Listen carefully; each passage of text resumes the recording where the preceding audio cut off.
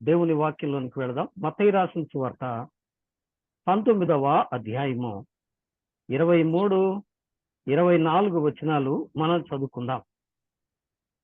యేసు తన శిష్యులను చూచి, ధనవంతుడు పరలోక రాజ్యములో ప్రవేశించుట దుర్లభమని మీతో నిశ్చయముగా చెప్పుచున్నాను. ఇదిగాక ధనవంతుడు పరలోక రాజ్యములో ప్రవేశించుట కంటే సూది బెజ్జములో ఒంటె దూరుట సులభమని మీతో చెప్పుచున్నాను అనెను. శిష్యులు ఈ మాట విని మిక్కిలి ఆశ్చర్యపడి, అలాగైతే ఎవడు రక్షణ పొందగలడని అడుగగా, యేసు వారిని చూచి, ఇది మనుషులకు అసాధ్యమే కాని దేవునికి సమస్తమును సాధ్యమని చెప్పెను. చదవబడిన ఈ వాక్య భాగమును దేవుడు మన కొరకై ఆశీర్వదించును గాక. చదవబడిన ఈ లేఖన భాగంలో పై స్నేహితులరా, యేసయ్య ఒక ఉపమానం చెప్తూ వచ్చారు. ఒక ఉపమానం ఎందుకు చెప్తూ వచ్చారంటే, దానికి ముందుగా మనం కొంత చదవాలి. అదేంటంటే చూడండి, మత్తయి సువార్త 19వ అధ్యాయము 16 నుంచి 22 వరకు. ఇదిగో ఒకడు ఆయన యొద్దకు వచ్చి, బోధకుడా, నిత్యజీవం పొందుటకు నేను ఏ మంచి కార్యము చేయవలనని ఆయనను అడిగెను. అందుకు ఆయన, మంచి కార్యమును గూర్చి నన్నెందుకు అడుగుచున్నావు? మంచివాడొక్కడే. నీవు జీవములో ప్రవేశింపగోరిన ఎడల ఆజ్ఞలను గైకొనమని చెప్పాను. అతడు ఏ ఆజ్ఞలు అని ఆయనను అడుగగా, యేసు, నరహత్య చెయ్యవద్దు, వ్యభిచరింపవద్దు, దొంగిలవద్దు, అబద్ధ సాక్ష్యము పలుకవద్దు, తల్లిదండ్రులను సన్మానింపము, నిన్ను వలె నీ పొరుగు వానిని ప్రేమింపవలెను అనునవియే అని చెప్పాను. అందుకు ఆ యవ్వనుడు, ఇవన్నీ అనుసరించుచునే ఉన్నాను, ఇకను నాకు కొదువ ఏమని ఆయనను అడిగాను. అందుకు యేసు, నీవు పరిపూర్ణుడు ఒకటకు కోరిన ఎడల పోయి నీ ఆస్తిని అమ్మి బీదలకిమ్ము, అప్పుడు పరలోకమందు నీకు ధనము కలుగును. నీవు వచ్చి నన్ను వెంబడింపుమని అతనితో చెప్పెను. అయితే ఆ యవ్వనుడు మిగుల ఆస్తి గలవాడు గనుక ఆ మాట విని వ్యసనపడుచూ వెళ్ళెను. యేసు తన శిష్యులను చూచి, ధనవంతుడు పరలోక రాజ్యములో ప్రవేశించుట దుర్లభమని మీతో నిశ్చయముగా చెప్పుచున్నాను. గమనించారు కదూ?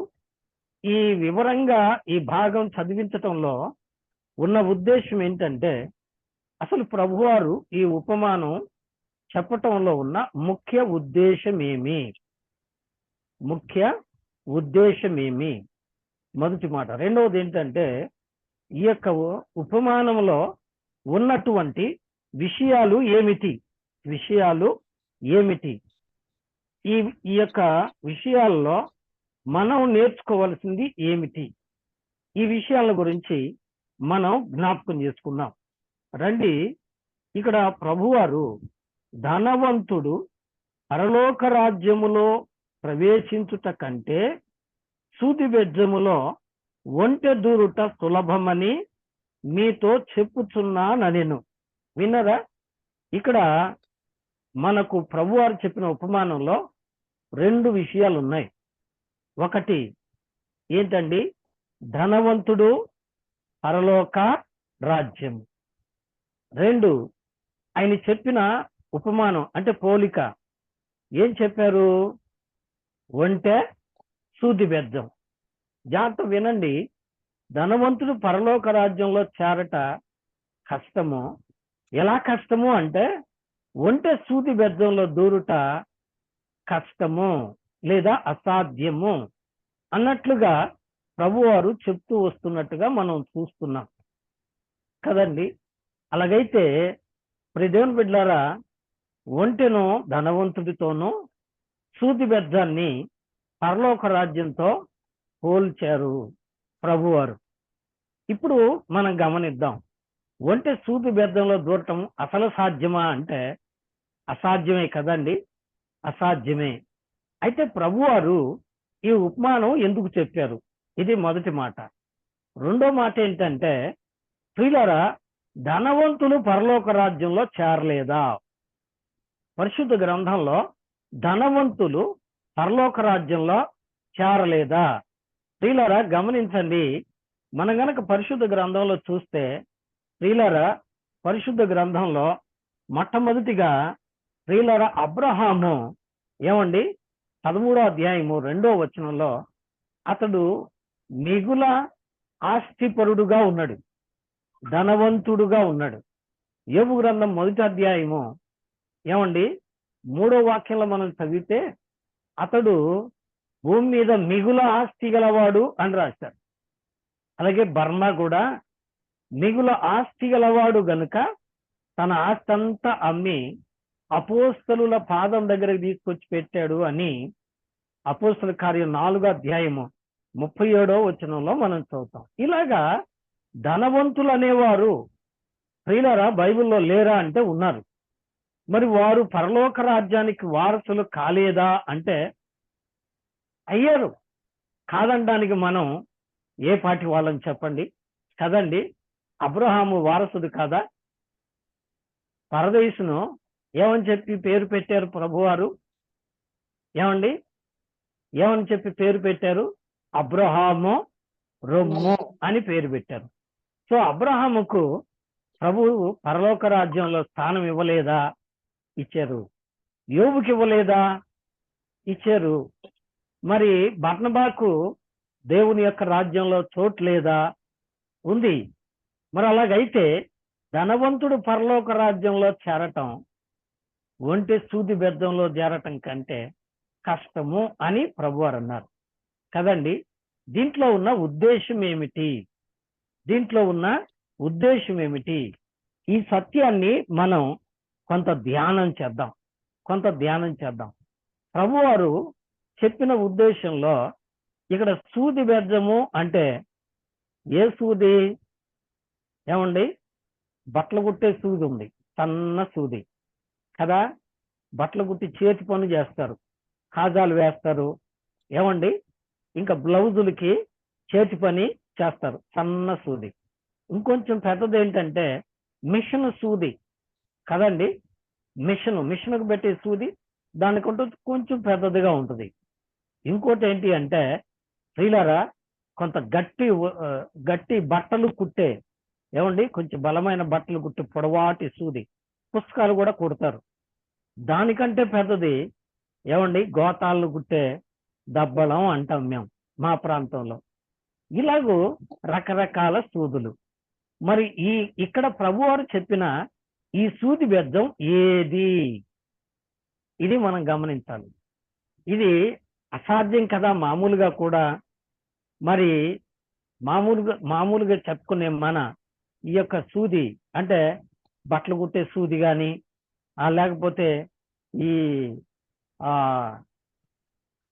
గోతాలు కుట్టే సూది కానీ, ఈ సూది బెజ్జంలో ఒంటి దూరటం ఎలాగైనా అసాధ్యమే కదండి. కానీ ప్రభువారు చెప్పింది ఈ సూదేనా? ఈ సూది బెజ్జమేనా? కదండి. ఒంటె ధనవంతుడికి సూచన. ఒంటె ప్రత్యేకంగా ధనవంతుడికి సూచనగా ఎందుకు చెప్పారంటే, ఒంటె నిటారుగా నిలబడి ఉంటుంది, దాని కాళ్ళు పొడవుగా ఉంటాయి, ఏమండి, దాని మెడ దానికంటే ఇంకా ఎత్తుగా ఉంటుంది, ఏమండి. ఒంటె నిలబడితే ఎంత ఉంటుందో దాని మెడ ఇంకొంచెం పొడుగ్గా ఉంటుంది. అలాగైతే ఈ ఒంటె ఎప్పుడూ నిటారుగానే ఉంటుంది. ఇంకో మాట, ఒంటె నిలబడ్డా దాని మెడ ఎత్తుగానే ఉంటుంది, ఒంటె పడుకున్నా దాని మెడ ఎత్తుగానే ఉంటుంది కదండి. అది తగ్గే ప్రసక్తే లేదు. ఇప్పుడు మీకు అర్థమై ఉంటుంది తగ్గింపు జీవితము, ఎరగని జీవితాన్ని గురించి ఒంటెను చూపిస్తున్నాడు ప్రభువారు కదండి. ఈ మాట మనం అర్థం చేసుకోవాలి. ఒంటిని ఎందుకు పోలుగ్గా చెప్పారు అంటే, ఒంటికు తల దించటం తెలియదు. అందుకనే ఇశ్రాయేల్ గురించి ప్రభువారు చెప్పిన ఒక చక్కని మాట నేను మీకు జ్ఞాపకం చేస్తా. ఆ మాట ఏంటంటే, నా ప్రజలు ఎటువంటి వారట? మెడవంచని జనాంగం కదండి. మెడవంచని జనాంగం. ఒంటి మెడ వంచుద్దా? వంచదు. తగ్గింపు జీవితం ఉంటుందా? ఉండదు. ధనవంతుడికి తగ్గింపు జీవితం ఉండదు. ధనవంతుడు ఎప్పుడు అతిశయంగానే ఉంటాడు. ధనవంతుడు తగ్గించుకోడు. ధనవంతుడు లోబడడు. ఎందుకు అంటే తన ధనాన్ని బట్టి తాను అతిశయిస్తాడు అనేది ఇక్కడ ప్రభువారి యొక్క మరి పాఠం కదండి. ఇంకో మాట, సూది బెజ్జము అని దేని గురించి ప్రభువారు చెప్పారు అంటే, ప్రియులారా, ఈ సూది బెజ్జాన్ని గురించి మనం గనక చరిత్రలో కొన్ని విషయాలు ధ్యానం చేస్తే, ఇక్కడ సూది బెజ్జము అంటే దీన్ని హిబ్రూ భాషలో షార్ హహుల్దా అంటారట. షార్ హహుల్దా అంటే దీన్ని ఏమంటారంటే నీడిల్ ఐ అంటారు ఇంగ్లీష్ లో. నీడిల్ ఐ ఇదొక గేట్ అండి. ఇది ఒక గేటు. యెరూషలేముకు దక్షిణ ప్రాంతంలో దంగ్ గేట్ అనేది ఉందట. దానికి తూర్పు మార్గంలో తూర్పు వైపున ఈ యొక్క సూది బెజ్జం ఏమండి హర్ హహుల్దా అనేటటువంటి షార్ హహుల్దా అనేటటువంటి గేట్ ఉందట. ఆ గేటు 3 భాగాలుగా ఉంటుంది. ప్రియులారా, మొత్తం తీస్తారు, పెద్ద లారీలే వెళ్ళొచ్చు.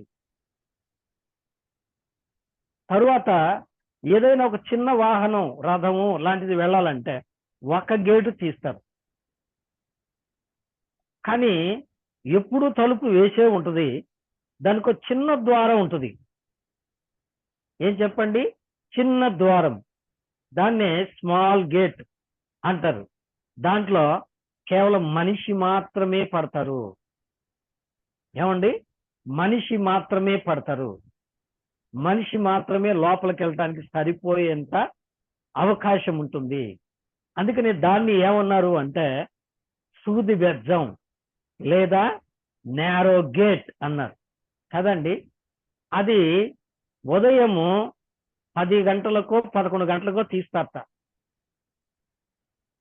మధ్యాహ్నానికి గేటు మూసేస్తారు.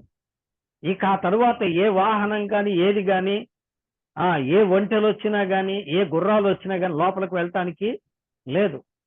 ఒకవేళ అది వెళ్ళాలి అంటే ఆ సూది బెజ్జం లాంటి చిన్న, అంటే మీకు అర్థమయ్యే ఉంటుంది, పెద్ద పెద్ద కంపెనీల్లో ఏమండి పెద్ద ఓపెన్ గేట్లు ఉంటాయి.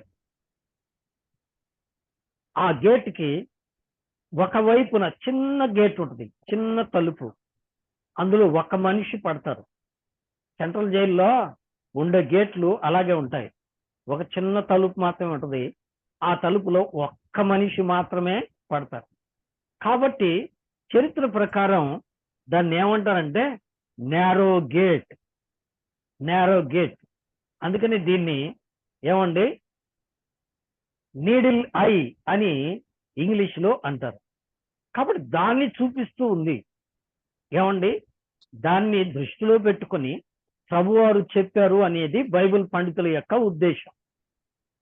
దానిలో ప్రవేశించడానికి ఒంటికి తగు సమయం ఉంది. రెండవది, దానిలో ప్రవేశించడానికి ఒంటికు ఏమండి పద్ధతి ఉంది. ఒంటికు పద్ధతి ఉంది. ఎట్లా? తను తాను తగ్గించుకొని, అంటే ఒంటి లోపలికి పోవాలంటే తల దించుకోవాలి, కాళ్ళు మడుచుకోవాలి, మెల్లగా జరిగి లోపలికి పోవాలి. అది అయ్యే పనేనా? ఒంటి తల ఉంచుకుంటుందా? కుదురుద్దా అంటే కష్టమే.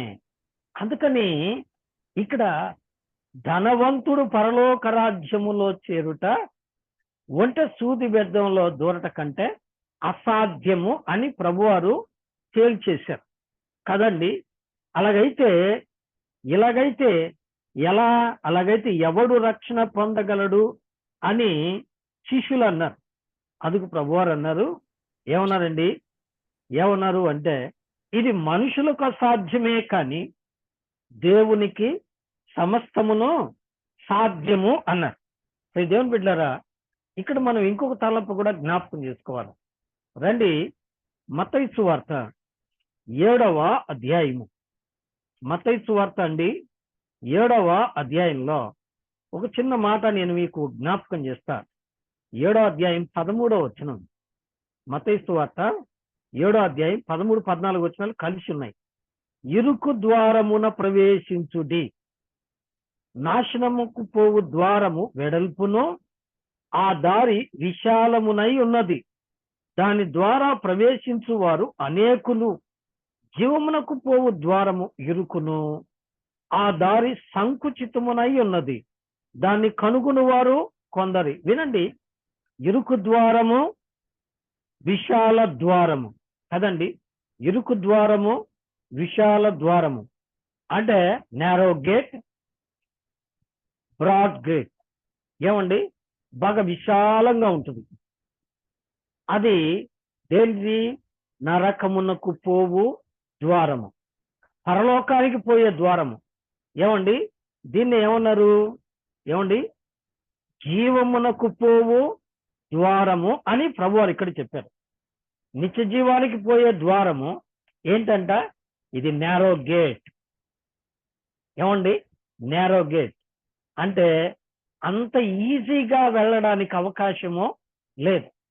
కొంతమంది అంటారు, ఏమండి ఇప్పుడు బాప్తిసం పొందమంటున్నారు, సంఘానికి రమ్మంటున్నారు, సాక్ష్యం ఇయ్యమంటున్నారు, ప్రభు బలలో పాలు పొందమంటున్నారు.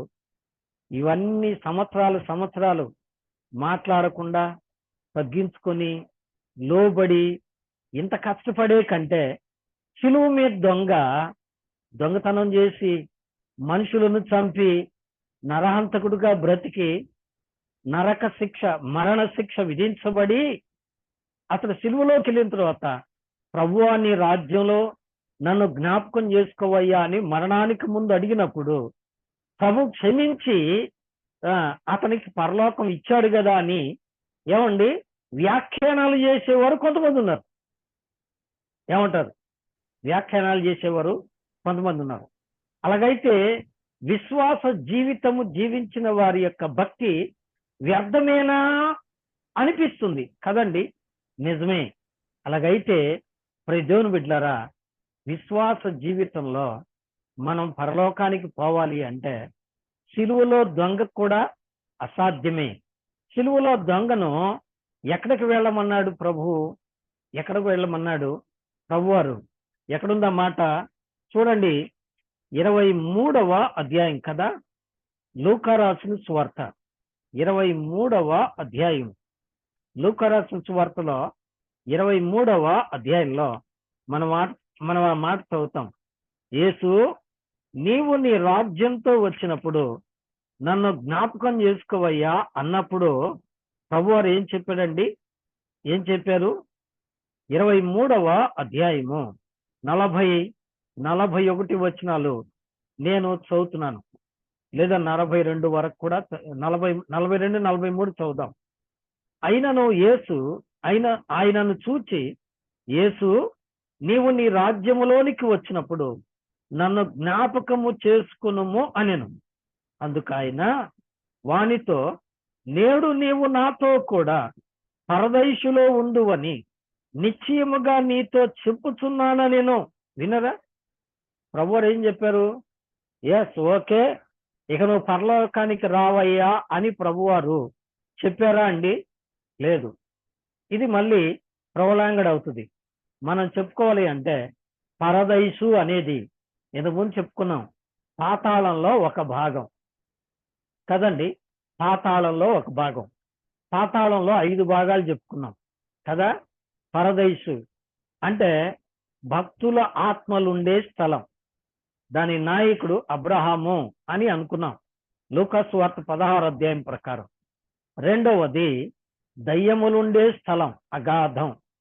మూడవది పాపాత్ముల ఆత్మలుండే స్థలం, అంటే ధనవంతుడు అక్కడ కన్నీరు పెడతా నాలుక చల్లార్చుటకు లాజరును పంపించుము అని పిలిచిన స్థలం. దాని తర్వాత ప్రియులరా పాతాళ బిలం. ఈ బిలంలో ప్రియులరా ఆ యొక్క దురాత్మలను, అనగా సాతానుతో కలిసి దేవుని వ్యతిరేకించిన దూతలను దాచిపెట్టిన బంధించిన స్థలం. 5వ భాగం ఏమండి? అగ్నిగుండం. ఇలాగా 5 భాగాలు.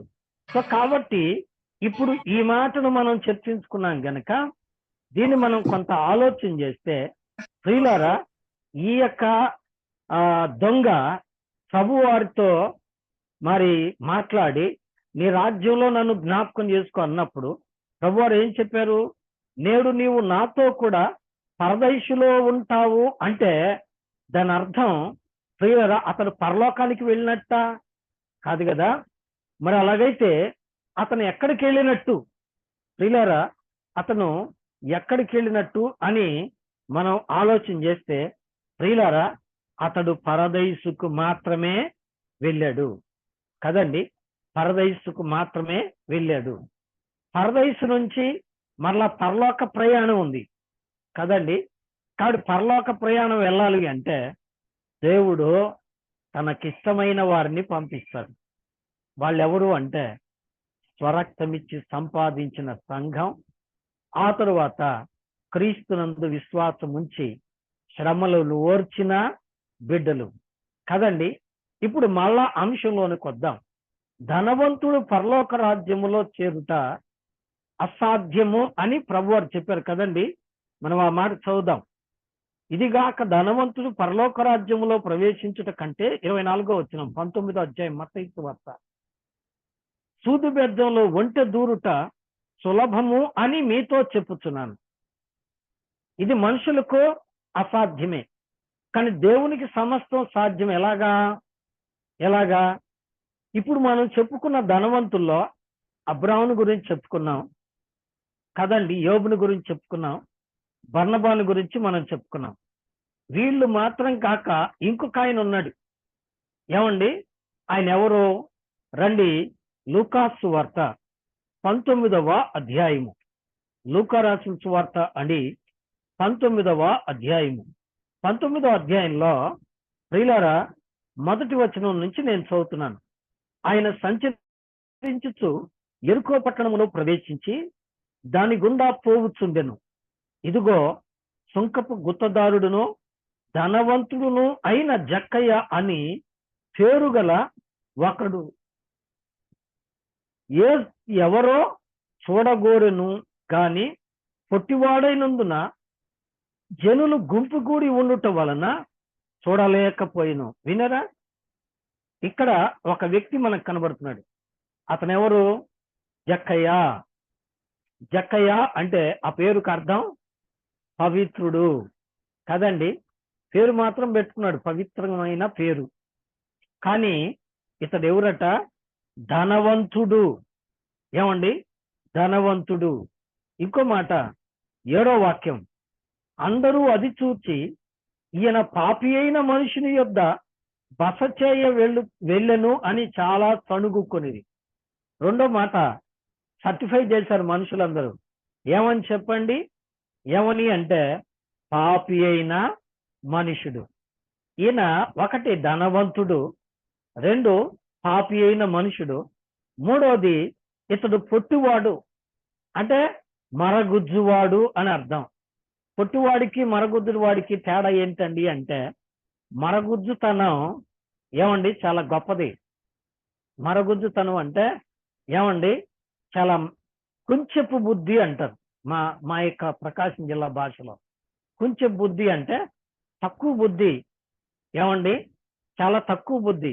మంచి మనసు ఉండదు. ఏమండి? చెడు మనసు ఉంటుంది. ఇతని యొక్క క్యారెక్టర్ ఏంటి చెప్పండి? ఇతడి యొక్క ఉద్యోగం ఏమండి? సుంకపు గుత్తదారుడు, ట్యాక్స్ కలెక్టర్. ఇతడు సుంకపు గుత్తదారుడు, ఒక ఉద్యోగస్తుడు. ఏమండి? ఉద్యోగస్తుడు. ఇతడు ఉద్యోగస్తుడైనప్పుడునే ధనవంతుడయ్యాడు, బాగా ధనవంతుడయ్యాడు. ఎట్లా అయ్యాడు? ఇతడు తనకు ఉద్యోగం ఇచ్చిన ప్రభుత్వాన్ని మోసగిస్తున్నాడు, తనకు పన్ను కొడుతున్న ప్రజల్ని కూడా మోసగిస్తూ ఉన్నాడు. ఇతడు మోసగాడు. 2వది పాపి. ఇతడు పొట్టివాడు. ఇతడు బుద్ధి కొంచెం బుద్ధి. ఇతని మనస్తత్వము కొంచెం మనస్తత్వం. ఎటువంటి వాడంటే తనకు లాభం. కొంతమంది అంటారు సామెత, ఏమండి తిరగలు నువ్వు ఎటన్నా దిప్పబ్బాయి, పిండి నాకెళ్ళు పడాలి అంటారంట కొంతమంది కదండి. అటువంటి మనస్తత్వం కలిగిన వాడు అయ్యుండొచ్చేమో. అలాగైతే ఈయన ఏమండి ధనవంతుడై ఉన్నాడు, అందరి చేత దుర్మార్గుడు అనిపించుకున్నాడు, పాపి అయిన మనుషుడు అనిపించుకున్నాడు, పాపంగా చాలా డబ్బు సంపాదించాడు. అందుకే ముందు మనం చదివితే ఆయన చెప్పిన మాటల ప్రకారం ఇతడు అన్యాయముగా డబ్బు సంపాదించెను అనే మాట మనకు అర్థమవుతుంది. అయితే ప్రియులారా, ఇతనికి ఒక ఆశ కలిగింది ప్రారంభం. ఏమిటా ఆశ అంటే ప్రియులారా, సూది బెజ్జాన్ని చూడాలి అని.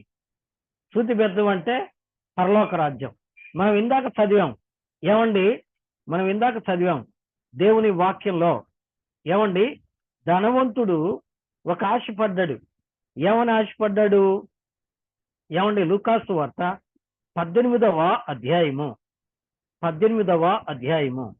ఏమండి 18వ వచనం. ఒక అధికారి ఆయనను చూచి, సద్బోధకుడా, నిత్యజీవమును వారసుడగుటకు నేనేమి చెయ్యాలి? ఇతరులో కలిగిన ఆశ ఏంటి చెప్పండి? నిత్య జీవానికి పోవాలి. జక్కయ్య మనసులో కలిగిన ఆశ ఏంటండి? నిత్య జీవాన్ని ఇచ్చే రక్షకుడైన యేసును చూడాలి.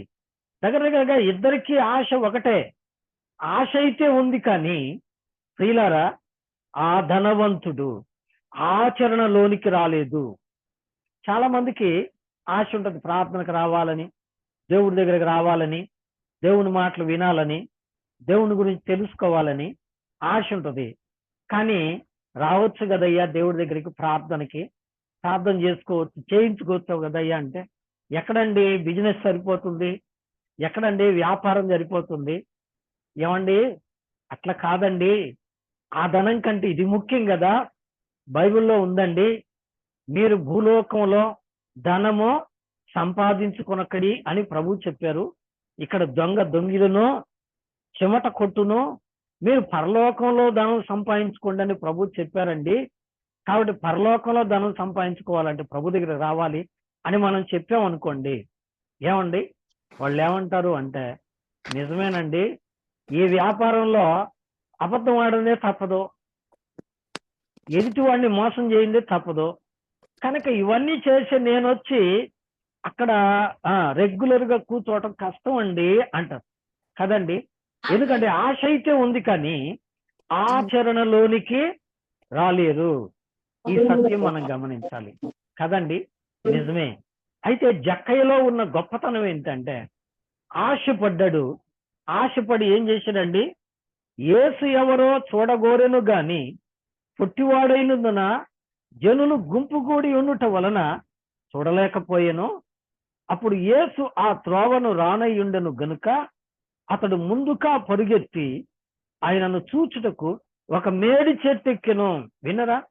ఈ విషయాన్ని గురించి ఇంతకు ముందు మీకు చెప్పుంటాను, గమనించండి. ఏం చెట్టు ఎక్కాడు? మేడి చెట్టు ఎక్కాడు.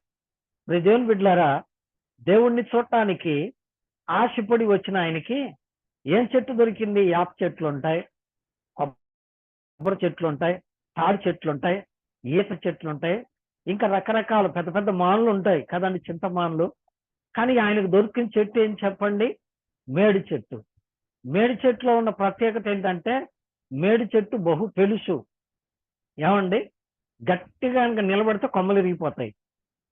మేడి చెట్టు అటువంటిది మేడి చెట్టు. పాపం ఆయనకు అదే దొరికింది.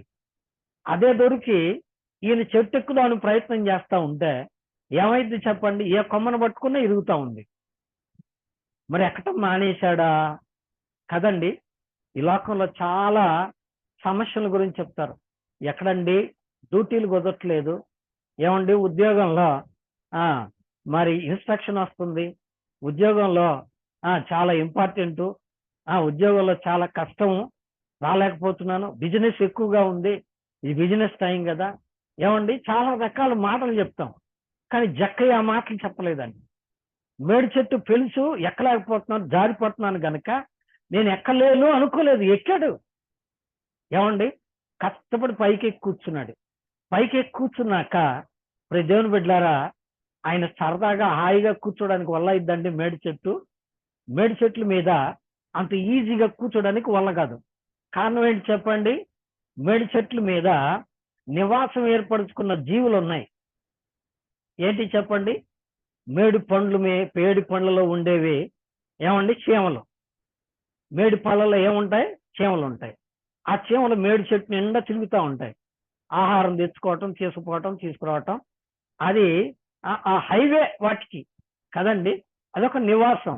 ఈయన కూర్చున్నాడు అనుకోండి, అవి ఏం చేస్తాయి? ఎవడరా నువ్వు వచ్చి ఇక్కడ కూర్చున్నావు అని చెప్పి ఊరుకుంటాయండి, కొడతా ఉంటాయి. ఏమండి? నిన్న మొన్నటి దాకా మోసం చేశాడు, అబద్ధం ఆడాడు, రూపాయికి 10 రూపాయలు వసూలు చేశాడు, ఎవరిని కనికరించలేదు, ఇంత మోసగాడు, ఇంత అబద్ధికుడు, ఇంత దొంగోడు, ఇప్పుడు వచ్చి భక్తురాలు కూర్చున్నాడు రా బాబోయ్ అని చెప్పి నేను అనేవాళ్ళు లేరా అండి? ఏమండి? చీమల్లాగా కొడతారు, కాకుల్లాగా పొడుస్తారు. చీమలు కుట్టినా కాకులు పొడిచినా ఏం చేస్తాయండి? గాయాలు అవుతాయి. ఏమండి? ఇబ్బంది అవుతుంది. అయినా వెనకడుగు వేసాడండి? వేయలేదు. నిజమే ప్రియులారా, వెనకడుగు వేయకుండా అక్కడే కూర్చున్నాడు, ఓర్చుకుంటూ, ఆ బాధలన్నీ ఓర్చుకుంటూ నిలబడ్డాడు. చెట్టు ఎక్కేటప్పుడు ఒళ్ళంతా గాయాలైనాయి, ఎక్కిన తర్వాత చీమల చేత ఒళ్ళంతా పుళ్ళైనాయి. ఇన్ని బాధలైనా కానీ ఆశను ఆపుకోలేక కూర్చున్నాడు. తర్వాత ఏం జరిగిందండి? యేసు ఎవరో చూడాలి గనక తలెత్తి చూస్తే ఏమండి? ఆయన గుర్తుపట్టడానికి అర్థం కాల. ఎందుకు? అంతకుముందు చూశాడు, అది చూడలేదు కదా. అందుకని అతని ప్రయాసను చూసిన ప్రభు ఏమన్నారండి? జక్కయ్యా త్వరగా దిగుము. 5వ వాక్యం, 19:5. యేసు ఆ చోటికి వచ్చినప్పుడు కన్నులెత్తి చూచి, జక్కయ్యా త్వరగా దిగుము, నేడు నేను నీ ఇంట ఉండవలసి ఉన్నది అని చెప్పగా. ఏమండి? నిజమేనండి, దేవుని తెలుసుకోవాలని ఆశ ఉంది, ప్రార్థన చేయించుకోవాలని ఆశ ఉంది. కానీ మా ఇంట్లో ప్రార్థనలు పెడితే చూసేవాళ్ళు, మా కులపోళ్ళు, మా చుట్టాలు, మా స్నేహితులు, మా సహ ఉద్యోగులు ఏమంటే, ఒరి వీడు కూడా దిగిపోయాడు రోయ్ అని అనుకుంటారండి. ఇది కష్టం కాదులేండి, ఎప్పుడన్నా నేను వచ్చిపోతాను, ప్రార్థన చేయించుకుంటాను, కానుకిచ్చిపోతాను అనేవాళ్ళు లేరా అండి? వాళ్ళే ధనవంతులు. జాగ్రత్త. ఏమండి?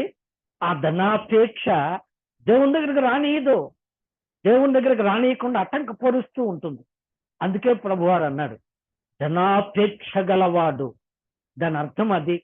ధనవంతుడు పరలోక రాజ్యములో చేరుట అసాధ్యము అని ఎందుకన్నారు అంటే, ధనాపేక్ష గలవాడు, ధనం మీద ఆశపడ్డేవాడు, దేవుని కంటే ధనాన్ని ఎక్కువగా ఆశించేవాడు, ధన సంపాదన గురించి ఆలోచించేవారు ఏమండి? ఏం చేస్తారట? తిమోతి పత్రికలో ఉంది, 6వ అధ్యాయం, 1 తిమోతి పత్రిక 6వ అధ్యాయము 7వ వాక్యం. తిమోతి రాసిన మొదటి పత్రిక, 1 తిమోతి 6వ అధ్యాయము 7వ వాక్యం.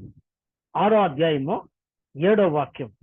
మనం ఈ లోకమునకు ఏమీ తీసుకురాలేదు, దీనిలో నుండి ఏమీ తీసుకొని పోలేము. కాగా అన్నవస్త్రములు గలవారమై ఉండి వాటితో తృప్తి పొంది ఉందము. ధనవంతులగుటకు అపేక్షించువారు శోధనలోను, ఉరిలోను, అవివేక యుక్తములను, హానికరములైన అనేక దురాశల్లో పడుదురు. అటివి మనుషులను నష్టములోనికి, నాశములోనికి ముంచివేయును. ఎందుకనగా ధనాపేక్ష సమస్తమైన కీడులకు మూలము. కొందరు దానిని ఆశించి విశ్వాసము నుండి తొలగిపోయి నానా బాధల్లో తమను తామే పొడుచుకుంటున్నారు. దైవజనుడా, నీవైతే వీటిని విసర్జించుము. వినరా? గమనించండి, ఇక్కడ ధనాపేక్ష గలవారు, ఈ మాట గమనించండి. ధనవంతులగుటకు అపేక్ష గలవారు దేవుని యొద్దకు రావడానికి కష్టం. అది దేవుని ఉద్దేశం. ఇప్పుడు ఈయన ఏం చేసింది చెప్పండి? దేవుని వాక్య ప్రకారం మనం ఆలోచన చేస్తే ప్రభువారు అన్నారు, నేడు నేను నీ ఇంట ఉండవలసి ఉన్నది అన్నప్పుడు ప్రభువారు ఆ మాట అనగానే ఏం చేశాడు చెప్పండి? అతడు త్వరగా దిగి సంతోషముతో ఆయనను చేర్చుకున్నాడు. కానీ పక్కన ఉన్న వాళ్ళు ఏం చేస్తున్నారు? ప్రభువారు ఇతడు ఈ యొక్క ధనవంతుడు, ఈ యొక్క పాపి, ఈ యొక్క దుర్మార్గుని ఇంట ఈయన బస చేయుచున్నాడేమని చనుక్కున్నాడు. ఎంతమంది సనుక్కున్నా ఇతడు ఏం చేశాడు చెప్పండి? సంతోషముతో ప్రభువును చేర్చుకున్నాడు. ప్రియులారా, ఇంత మాత్రం అతను పరలోక రాజ్యానికి చేరతాడా? ఏమండి, ప్రభువును చేర్చుకొని ప్రభు దగ్గరకు వచ్చి ప్రార్థన పెట్టించుకొని కానుకిచ్చి మాత్రమంత మాత్రాన ఏమండి పరలోక రాజ్యం చేరతాడా అంటే అది కూడా కష్టమే కదా. మరి అలాగైతే అతను ఏం చేశాడు? ఒకటి, దేవుని మీద భయభక్తులు కలిగి ఆశపడ్డాడు. 2, దేవుని యొద్దకు వచ్చాడు. 3, ఇప్పుడు ఏం చేస్తున్నాడు చూడండి. 8వ వాక్యం, లూకాసు వార్త 19వ అధ్యాయము 8వ వాక్యం. జక్కయ్య నిలువబడి, ఇదిగో ప్రభువా, నా ఆస్తిలో సగము బీదలకు ఇచ్చుతున్నాను. నేను ఎవని యొద్ద అయినను అన్యాయముగా దేనినైనను తీసుకొని ఎడల అతనికి 4 గంటలుగా మరలా చెల్లించునని ప్రభువుతో చెప్పాను. వినరా? ఈ మాట దేన్ని చూపిస్తుంది? తను అన్యాయముగా సంపాదించాను అని పశ్చాత్తాపడుతున్నాడు కదండి. అవును, మన పాపములను మనము ఒప్పుకొనిన ఎడల ఆయన అనగా యేసుక్రీస్తు నమ్మదగిన వాడును నీతిమంతుడును గనుక ఆయన మన పాపములను క్షమించి సమస్త దుర్నీతి నుండి మనలను పవిత్రులనుగా చేయును అనే మాట మనం గమనించాలి కదండి, గమనించాలి. కాబట్టి మనము దేవుని యొద్దకు వచ్చినప్పుడు ఏం చేయాలండి? మన పాపములను ఒప్పుకోవాలి. ధనవంతుడు ఒప్పుకుంటాడా? ఏమండి, ధనవంతుడు ఒప్పుకుంటాడా? యాకోబు రాసిన పత్రిక అండి 5వ అధ్యాయము. యాకోబు రాసిన పత్రిక అండి 5వ అధ్యాయం మొదటి నుంచి చదువుతున్నాను. ఇదిగో ధనవంతులారా, మీ మీదికి వచ్చిన ఉపద్రవములు గూర్చి ప్రలాపించి ఏడువుడి. ఏమండి, ఏమంటున్నాడు? ఏడువుడి. ఇంకా ముందుకు వెళితే మీరు భోగాసక్తులై ఉన్నారు అంటాడు కదండి. సమయం వృధా అవుతుంది, అందుకనే నేను ముందుకు సాగి వెళుతున్నా. ఏమండి, వారు ప్రార్థించేటప్పుడు దేని కొరకు ప్రార్థిస్తారట? మీరు భోగాసక్తులై ఉంటారు. 2వ వచనం, మీ ధనము చెడిపోయెను, మీ వస్త్రములు చిమట కొట్టును కదండి. ఈ మాటలన్నీ చదువుకుంటూ పోతే 5వ వచనం, మీరు భూమి మీద సుఖముగా జీవించి భోగాసక్తులై వద దినమునందు మీ హృదయములను పోషించుకొనుచుంటిరి. కాబట్టి ఇప్పటికే మీకు అర్థమై ఉంటుంది ప్రభువారు ఇక్కడ ధనవంతుడు అనే మాటలో ఆయన ఉద్దేశం ఏంటి అంటే ధనాపేక్ష గలవాడు, భోగాసక్తి గలవాడు కదండి. దేవుని కంటే ధనాన్ని ఎక్కువ ప్రేమించిన వాడు అని దీని భావన. ఇంకో మాట, లూకాసు వార్త 12వ అధ్యాయము చదువుదామండి. లూకాసు వార్త 12వ అధ్యాయము, లూకా రాసిన వార్త 12వ అధ్యాయము. 12వ అధ్యాయంలో ఒక మాట మనం చదువుకుందాం. 16వ వచనం, మరియు ఆయన వారితో ఈ ఉపమానము చెప్పెను. ఒక ధనవంతుని భూమి సమృద్ధిగా పండును. అప్పుడు అతడు, నా పంట సమకూర్చుకున్నటకు నాకు స్థలము చాలదు గనుక నేనేమి చేతునని తనలో తాను ఆలోచించుకొని, ఇలాగు చేతును, నా కొట్లు విప్పి వాటికంటే గొప్ప వాటిని కట్టించి అందులో నా ధాన్యమంతటిని ఆస్తిని సమకూర్చుకొని, నా ప్రాణముతో అనేక సంవత్సరములకు విస్తారమైన ఆస్తి నీకు సమకూర్చబడి ఉన్నది, సుఖించుము, తినుము, త్రాగుము, సంతోషించుదమని చెప్పుకొనెను. అయితే దేవుడు, వెర్రివాడా, ఈ రాత్రి నీ ప్రాణమును అడుగుచున్నారు, వీటిని ఏమి చేతువు అన్నారు కదండి. ఈ మాట మనం గమనించాలి. అక్కడ ధనవంతుడు అనుకుంటాడట, ఏమనుకుంటాడండి? ఆశపడతాడట. ఇంకో మాట కూడా మనం చదవాలి. మత్తయి సువార్త 6వ అధ్యాయము 19వ వచనంలో ప్రభువారు అంటున్నారు, నీ ధనం అక్కడ ఉండునో, నీ హృదయమో అక్కడ ఉండును. గమనించారా? నీ ధనం ఎక్కడ ఉండునో, నీ హృదయమో అక్కడ ఉండును అనే మాట మనం గమనిస్తున్నాం. అలాగైతే ప్రభువారు చెప్పిన యొక్క ఉపమానం ఉద్దేశం ఏంటి అంటే ధనాపేక్ష కలిగి ఉండుతాను. ఎందుకు అంటే ఆయన దగ్గరకు వచ్చినటువంటి ఆ యొక్క ధనవంతుడు ప్రభు యొక్క మాటలు విని ఏమండి ముఖము చిన్నబుచ్చుకొని వెళ్ళాట. ఎందుకని? అతడు మిక్కిలి ధనవంతుడు గనుక తన ధనాన్ని, తన అహంకారాన్ని, తన యొక్క గర్వాన్ని తగ్గించుకోలేదు గనుక. కానీ ధనం మీద అపేక్ష గలవారు తమను తాము తగ్గించుకోలేరు, దేవునికి లోబడలేరు, దేవుని మార్గంలో నడవలేరు. అయితే జక్కయ్య స్నేహితులారా ఏమన్నాడండి? ప్రభువా, నేను నా ఆస్తిలో సగం బీదలకు ఇస్తున్నాను, నేను ఎవని యొద్దైనను అన్యాయముగా దేనినైనను తీసుకుని అతనికి 4 గంటలకు మరలగా చెల్లించునని ప్రభువుతో చెప్పాను. అందుకు యేసు, ఇతడును అబ్రహాము కుమారుడే, ఎందుకనగా నేడు ఈ ఇంటికి రక్షణ వచ్చి ఉన్నది. గమనించారా? ఎప్పుడన్నారు ప్రభు ఆ మాట? ఎప్పుడన్నారు అంటే, దేవుని బిడ్డలారా, అతడు ఎప్పుడైతే తాను తగ్గించుకుంటాం ప్రభు చూశారో, ప్రభు సన్నిధిలో తాను అప్పగించుకోవటం చూశారో, తన పాపాలు ఒప్పుకున్న పాపాలు సరిదిద్దుకోవడానికి, విడిచిపెట్టడానికి ఇష్టపడ్డారో, అప్పుడు ప్రభువారు అన్నారు, ఇతడును అబ్రహాము కుమారుడే, నేడు ఈ ఇంటికి రక్షణ వచ్చినది. గమనించారా? ఉదాహరణ, ఇప్పుడు సూది బెద్దం పరలోక రాజ్యం అయితే, లేదా ప్రభు ఇచ్చే రక్షణ అయితే, ధనవంతుడు జక్కయ్య అయితే, ఇప్పుడు దేవునికి అసాధ్యమైనది లేదు కదండి. అలాగైతే ఈ జక్కయ్య అనే అంటే ఏమండి, ఆ యొక్క రక్షణ అనే సూది బెద్దంలో దూరిందంటారా? నిజమే. అందుకోసం ఆ జక్కయ్య ఎలాగైతే తాను తగ్గించుకున్నాడో, ఎలాగైతే లోబడ్డాడో, ఎలాగైతే విధేయుడయ్యాడో, అందుకనే ప్రభువారు లూకాసు వార్త 21వ అధ్యాయము 33వ వచనంలో ఇలా అంటున్నారు. చూడండి, లూకాసు వార్త 21వ అధ్యాయము 33వ వచనం, 34వ వచనం. మీ హృదయములు ఒకవేళ తిండి వలన, మత్తు వలన, ఐహిక విచారం వలన మందముగా ఉన్నందున ఆ దినము అకస్మాత్తుగా మీ మీదకి ఉరి వచ్చినట్లు రాకుండా మీ విషయమై మీరు జాగ్రత్తగా ఉండండి. ఎందుకంటే సొలొమోను కూడా ఒక మాట అన్నాడు, ఏమండి, ఉగ్రత దినమందు ఆస్తి అక్కరకు రాదు కదండి. కాబట్టి మాటలన్నీ మనం ప్రియులరా పోల్చుకుంటూ వెళితే ప్రభువారి యొక్క ఉద్దేశం ఏంటంటే, తాను తగ్గించుకునేవాడు, తాను హెచ్చించుకుని అతిశయపడేవాడు, ఏమండి, దేవుని కంటే తన ఆస్తిని, తన ఘనతను, తన యొక్క ధనమును అధికంగా ప్రేమించేవాడు. ఏమండి, దేవుని సన్నిధి కంటే, రక్షణ కంటే ప్రియులరా ఈ లోకాన్ని అధికంగా ప్రేమించేవాడు.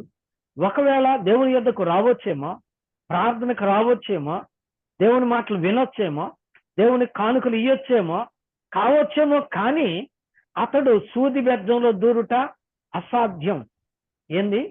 ఎందుకు అంటే, దేవుని యొద్దకు రావాలి అంటే నిన్ను నీవు తగ్గించుకోవాలి, నిన్ను నీవు ఖాళీ చేసుకోవాలి, నిన్ను నీవు లోబరుచుకోవాలి, నిన్ను నీవు దేవునికి అప్పగించుకోవాలి. ఈ పూట వాక్యం వింటున్న ప్రియ స్నేహితుడా, ఏమండి, దేవుని కొరకు ఏమండి కొంతమంది అన్నారు ప్రభువారితో, ప్రభువా, మేము సమస్తమును వదిలి మిమ్మల్ని వెంబడిస్తున్నాం కదా, మాకేమి దొరుకుతుంది అన్నారు. నా నిమిత్తము తల్లినైనను, తండ్రినైనను, బిడ్డలనైనా వదులుకున్నవాడు పరలోక రాజ్యంలో అత్యధికంగా సంపాదించుకున్నాడు అని ప్రభువారు చెప్పారు. అయితే పేతురు గారికి మనసు ఊరుకోలే, మేము అన్ని వదులుకొని వచ్చాం కదా, మా సంగతి ఏంటి అంటే, మీరు 12 సింహాసనాల మీద కూర్చొని ఇశ్రాయేలు 12 గోత్రముల వారికి తీర్పు తీర్చుదురు అని ప్రభువారు చెప్పారు. ఇది గొప్ప భాగ్యం కదా. నిజమే ప్రియులారా, ఈ లోకంలో ఏమి తిందుమా, ఏమి త్రాగుదమా, ఏమి ధరించుకుందుమా అని చింత ఉంది. కానీ వీటన్నిటికంటే ఏది ముఖ్యం, అదే ఆలోచించాలి. అందుకనే మార్తా నీవు అనేక పనుల మీద తొందరపడుచున్నాము, కానీ అవసరమైంది ఒక్కటే. అది మరియ సంపాదించుకుంది, అది ఆమె యొద్ద నుండి తొలగిపోదు కదండి. ఈ పూట నీ స్నేహితుడా సోదరి, సూది బెజ్జం లాంటి పరలోక రాజ్యంలో చేరటానికి, దేవుని యొద్దకు రావడానికి నీకు ఏది ఆటంకంగా ఉంది? ఏముంది? ఒంటె మెడలాగా ఉంచుకోలేకపోతున్నావా? అంటే నిన్ను నీవు తగ్గించుకోలేకపోతున్నావా? ఏమండి? ఒంటె కాళ్ళు వంగటంలా అలాగే నీకు కూడా ఏమండి దేవునికి లోబట్టం, దేవుని సన్నిధిలో తగ్గించుకోవటం కుదరట్లేదా? ఏమండి? ఒంటె కూర్చున్నా ఏమండి మెడ వంగదు కదండి. దేవుని దగ్గరకు వచ్చిన దేవుని సన్నిధిలో నిలకడగా ఉండలేకపోతున్నాం, లోబడలేకపోతున్నాం, తగ్గించుకోలేకపోతున్నాం, సన్నిధిలో కనిపెట్టుకొని ఉండలేకపోతున్నాం, తొందరపడిపోతున్నాం. నిజమే ప్రియులారా, ఇవాళ తగ్గించుకునే స్వభావం ఉంటే ప్రియులారా సంఘంలో చీలికలు ఎందుకు వస్తున్నాయి? ఏమండి? సంఘంలో ఏమండి సహవాసంలో ఆస్తుల కోసం, చర్చీల కోసం, కోర్టుల్లో కేసులు, ఏమండి తగాదలు, కొట్లాటలు, రౌడీలు పెట్టుకొని కొట్టుకునేవాళ్ళు. ఇదంతా ఎందుకు చెప్పండి? ఒంటె స్వభావం తగ్గించుకోవట్లా. ఒంటె స్వభావం తగ్గించుకుంటే ఆ సూది బెద్దంలో దూరడానికి అవకాశం ఉంటుంది. అందుకని ఇరుకు మార్గమున ప్రవేశించడానికి ప్రయత్నమో చేయాలి. అలా చేస్తున్నామా? దేవునికి లోబడుతున్నామా? దేవునికి లోబడి ఉండుడి, అపవాదిని ఎదురించుడి, అప్పుడు వాడు మీ యొద్ద నుండి పారిపోవును అని యాకోబు అన్నాడు. కాబట్టి దేవుని యొద్దకు వచ్చి దేవునికి లోబడి దేవునికి విధేయతగా చూడటానికి ఒంటె లాంటి స్వభావం ఆటంకం. అందుకని ప్రభువారు అన్నారు, ధనవంతుడు పరలోక రాజ్యంలో చేరుట కంటే ఒంటె సూది బెజ్జంలో దూరటం తేలిక కదండి. నిజమే. ఈ పూట ఒంటె ఏమిటో సూది బెజ్జం ఏంటో నీకు అర్థమైతే నువ్వు ఒంటెలా కాకుండా నిన్ను నువ్వు తగ్గించుకొని ఆ ఇరుకు మార్గంలో ప్రవేశించి దేవుని ఎదురుకు చేరడానికి నిన్ను నువ్వు తగ్గించుకో. నీకోసం ప్రభు మహామహత్యమును విడిచిపెట్టి మానవావతారిగా వచ్చాడు. సమీపించడానికి తేజస్సు కలిగిన దేవుడు స్వరూపము సొగసు లేనివాడు అయిపోయాడు. ధవలవర్ణుడు రక్తవర్ణుడు ఏమైపోయాడండి? గాయాలతో రక్తధారలతో నిండిపోయాడు. మహాబలవంతుడైన దేవుడు ప్రాణాన్ని సమర్పించి సిలువలో బిగ్గరగా కేక వేసి మరణించాడు. సిలువ మరణం పొందినంతగా తగ్గించుకున్నాడు గనక అన్ని నామాల కంటే పైనామం ఆయనకు దక్కింది. అలాగైతే నీకు నీ స్థితి ఎలా ఉంది? నీవు దేవుని దగ్గర ఏ స్థితిలో ఉన్నావు? ఒక్కసారి పరీక్షించుకొని సరిదిద్దుకొని దేవుని దగ్గర నిలబడమని, స్థిరపడమని దేవుని పేరట మనవి చేస్తూ మాటలు ముగిస్తున్నాను. దేవుడు మనందరినీ నిందారుగా ఆశీర్వదించును గాక. ఆమేన్. ఆమేన్.